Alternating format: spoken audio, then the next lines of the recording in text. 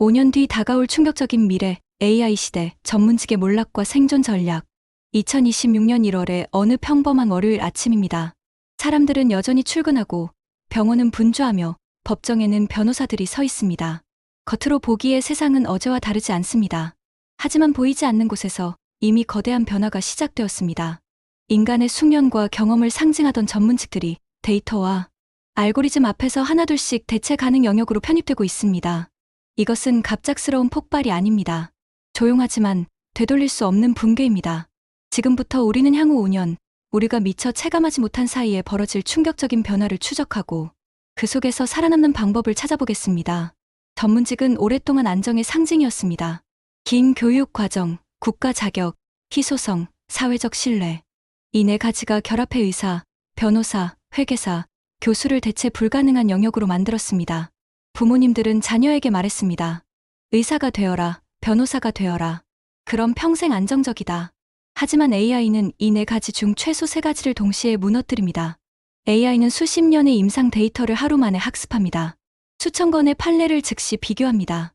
회계 규정을 실시간으로 업데이트합니다. 인간이 시간과 경험으로 쌓아 올린 성벽을 AI는 연산과 연결로 단숨에 넘어섭니다. 어느 AI 연구자는 이렇게 말합니다. 많은 분들이 오해하는 게 있습니다. AI가 전문직을 위협한다는 건 먼 미래의 이야기라고 생각하시죠. 하지만 이미 시작됐습니다. 지금 이 순간에도요. 문제는 속도입니다. 과거 산업혁명이 육체노동을 대체했을 때 사람들은 수십 년에 걸쳐 적응할 시간이 있었습니다. 하지만 이번에는 다릅니다. 5년. 어쩌면 그보다 더 짧은 시간 안에 전문직의 지형도가 완전히 바뀝니다. 5년 뒤 병원에서 가장 먼저 바뀌는 것은 진료실의 권력 구조입니다. 현재도 AI는 이미 영상 판독에서 인간 의사와 비슷하거나 더 나은 성능을 보입니다. 폐암 CT 판독, 피부암 진단, 망막 질환 예측.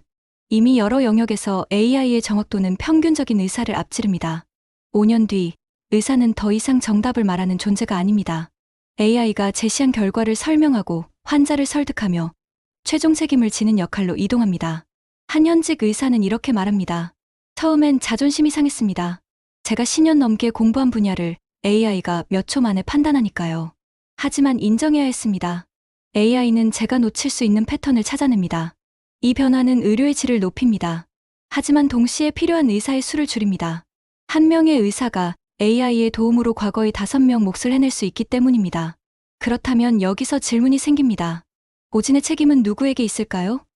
환자는 인간 의사를 믿어야 할까요? 아니면 통계적으로 더 정확한 AI를 믿어야 할까요? 법률 시장의 변화는 더 빠릅니다. AI는 이미 계약서 검토, 소송 가능성 예측, 판례 검색에서 인간을 압도합니다.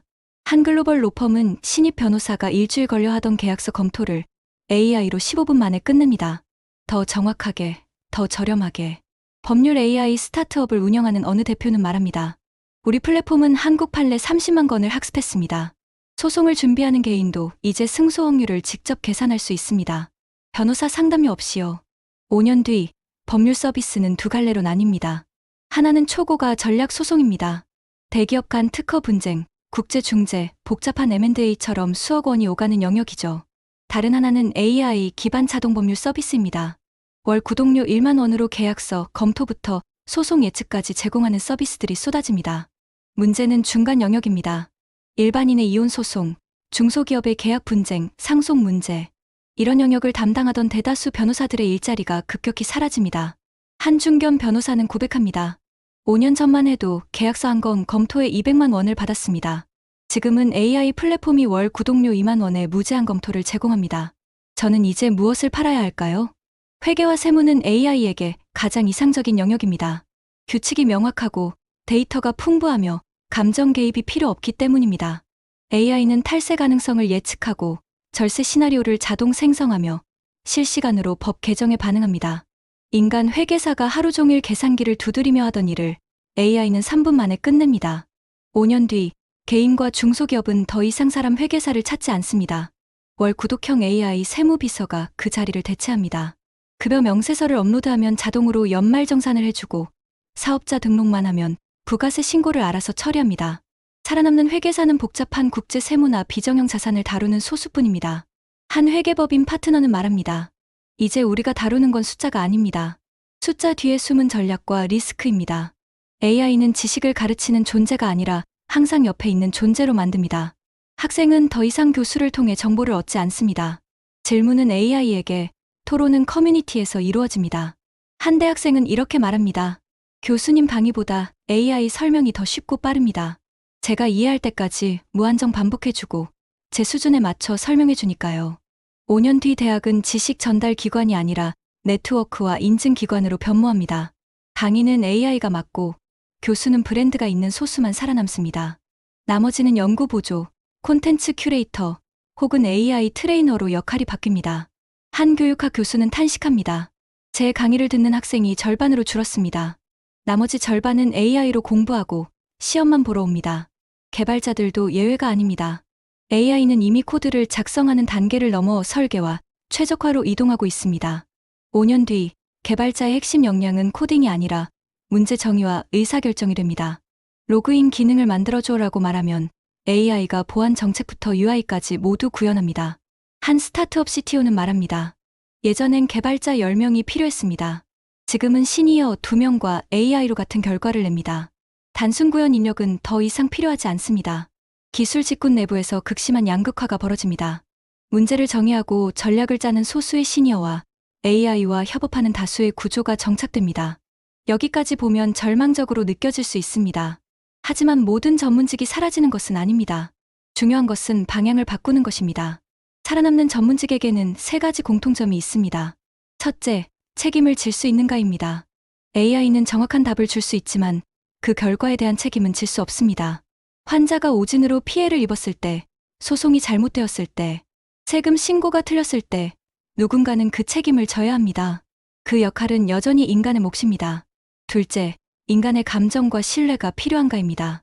AI는 데이터를 분석하지만 환자의 불안을 위로할 수는 없습니다. 의뢰인의 두려움을 이해하고 공감할 수 없습니다. 사람들은 여전히 중요한 순간에 인간을 원합니다. 셋째, 문제를 새롭게 정의할 수 있는가입니다. AI는 주어진 문제를 푸는데 탁월하지만 무엇이 진짜 문제인지 찾아내지는 못합니다. 한경영 컨설턴트는 말합니다. 기업이 우리에게 의뢰할 때 그들은 자신의 문제가 무엇인지조차 모를 때가 많습니다. 그걸 찾아내는 게 우리의 가치입니다. 그렇다면 구체적으로 우리는 무엇을 준비해야 할까요? 첫 번째 전략은 AI를 경쟁자가 아닌 증폭기로 사용하는 것입니다. 한 피부과 의사는 AI 진단 시스템을 적극 도입했습니다. 진료 시간은 절반으로 줄었지만 환자 수는 2배로 늘었습니다. 그는 AI가 놓친 미묘한 증상을 포착하고 환자의 생활 습관과 스트레스 요인을 상담하는 데 집중합니다. AI는 제 시간을 벌어줍니다. 그 시간으로 저는 더 많은 환자를 더 깊이 볼 수 있습니다. 한 변호사는 AI 계약서 검토 도구를 구독했습니다.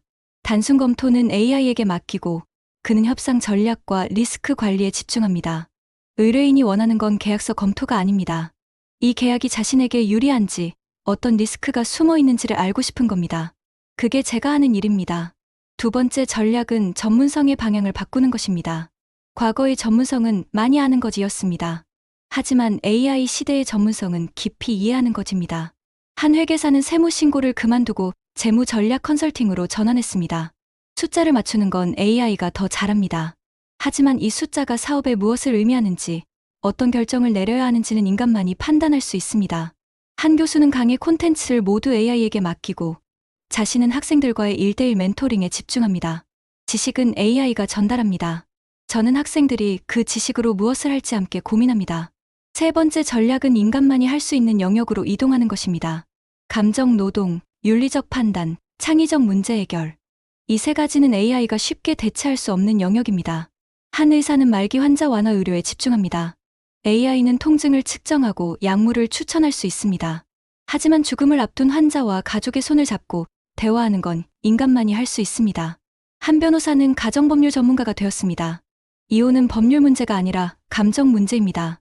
AI는 재산 분할 비율을 계산할 수 있지만 상처받은 두 사람을 중재할 수는 없습니다. 네 번째 전략은 평생 학습 체계를 구축하는 것입니다.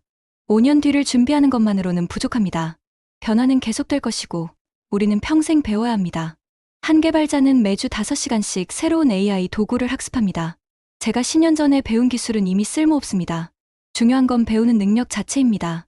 한 회계사는 데이터 분석과 경영학을 독학합니다. 세무 지식만으로는 살아남을 수 없습니다. 비즈니스를 이해하고 데이터를 읽고 전략을 제안할 수 있어야 합니다. 다섯 번째 전략은 개인 브랜드를 구축하는 것입니다. AI가 범용 서비스를 제공한다면 인간은 특화된 브랜드로 승부해야 합니다. 한 변호사는 유튜브에서 법률 교육 콘텐츠를 만듭니다. 구독자 10만 명을 확보한 그는 이제 광고만으로도 안정적인 수입을 얻습니다. 더 중요한 것은 신뢰입니다. 사람들은 이름 없는 변호사보다 자신이 알고 신뢰하는 변호사를 찾습니다. 한 의사는 건강 라이프스타일 전문가로 포지셔닝했습니다.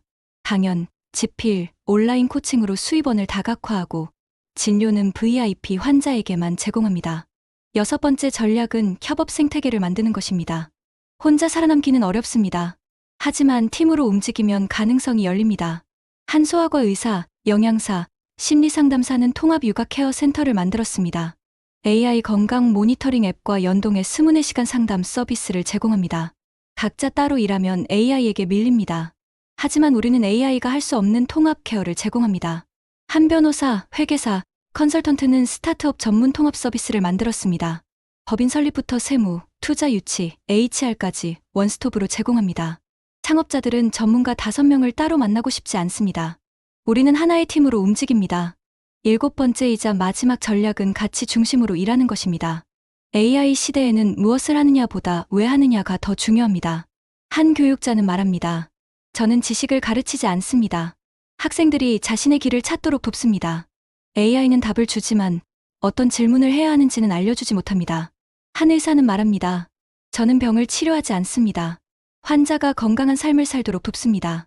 AI는 증상을 진단하지만 그 사람의 인생을 이해하지는 못합니다. 결국 살아남는 전문직은 기술이 아니라 철학으로 승부합니다. 나는 왜 이 일을 하는가? 내가 세상에 주는 가치는 무엇인가? 이 질문에 명확한 답을 가진 사람만이 AI와 공존할 수 있습니다. 5년은 길지 않습니다. 변화는 이미 시작되었고 선택의 시간은 빠르게 줄어듭니다. 하지만 이것은 공포를 위한 이야기가 아닙니다. 현실을 직시하기 위한 지도입니다. AI 시대에 무너지는 것은 직업이 아니라 직업에 대한 오래된 믿음입니다. 전문직은 안정적이다. 2년 공부하면 평생 먹고 산다. 자격증이 미래를 보장한다. 이런 믿음들이 무너지는 것입니다. 그리고 그 믿음을 내려놓는 순간 새로운 기회는 그 자리에 조용히 나타납니다. AI를 적으로 보지 마십시오. 도구로 보십시오. AI가 할 수 없는 일을 찾으십시오. 그것이 바로 당신의 가치입니다. 마지막으로 하나의 질문을 남기고 싶습니다. AI가 당신의 일을 대신할 수 있다면 당신만이 할 수 있는 일은 무엇입니까? 이 질문에 답할 수 있다면 당신은 이미 준비된 것입니다. 변화는 두렵습니다. 하지만 변화 속에서 방향을 찾는 사람은 두렵지 않습니다. 5년 뒤 당신은 어디에 서 있을 것입니까? 무너진 성벽 위에서 당황하고 있을 것입니까? 아니면 새로운 땅을 개척하고 있을 것입니까? 선택은 지금 이 순간부터 시작됩니다. 이 영상이 당신의 선택의 작은 나침반이 되기를 바랍니다. 감사합니다.